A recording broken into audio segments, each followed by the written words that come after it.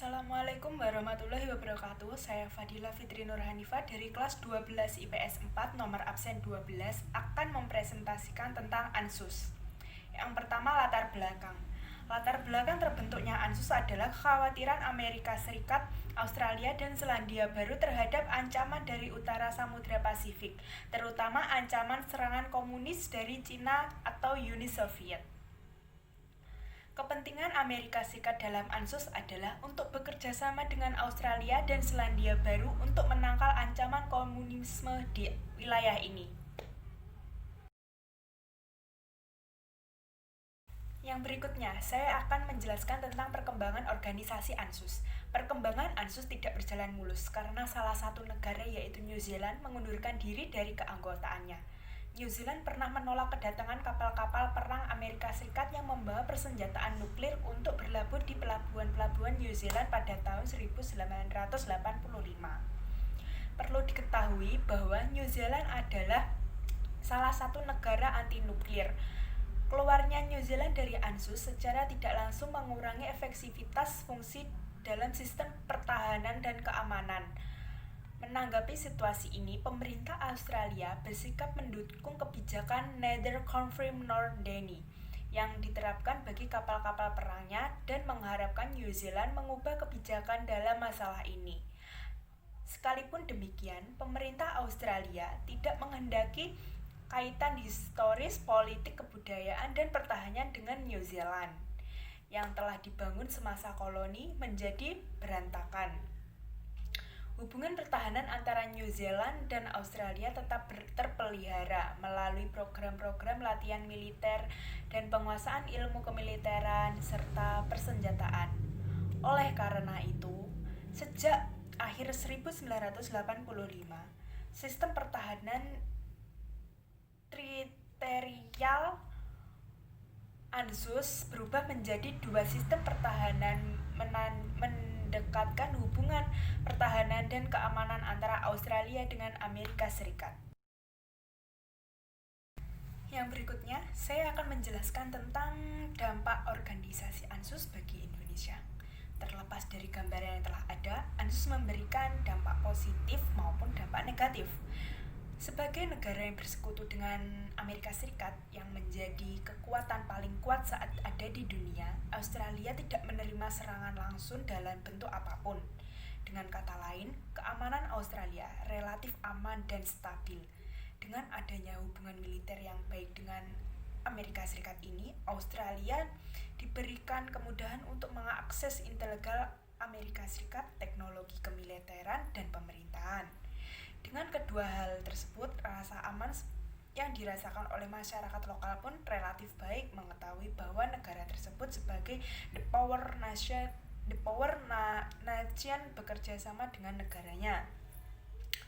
Pertama, dibukanya akses untuk mengetahui tentang pemerintahan Amerika Serikat untuk Australia tertulis dalam fakta ANSUS sebagai 7 yang berisi tentang akan dibentuknya dewan yang disebut AUSMIN Amerika Serikat dengan sebuah mekanisme formal bekerja sama bilateral. Kedua, dibukanya akses untuk perlengkapan militer dan teknologi militer Amerika Serikat untuk Australia. Ketiga, dibukanya akses untuk saling menukar informasi dan intelijen.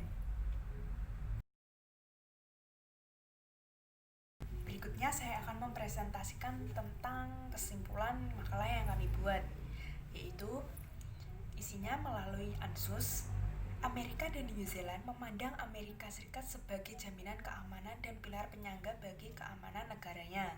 Di sini, Amerika bagaikan satu negara yang sangat ketakutan, terutama dari bahaya negara-negara agresor atau negara-negara yang memiliki pengaruh sehingga terbentuknya ANSUS. Australia merasa benar-benar terlindungi. Melalui ANSUS, Australia merasa kedekatannya dengan Amerika Serikat terutama di bidang militer. Australia memiliki keuntungan di antaranya dalam hal mengatur strategi militer dan penerapan alat-alat teknologi militer.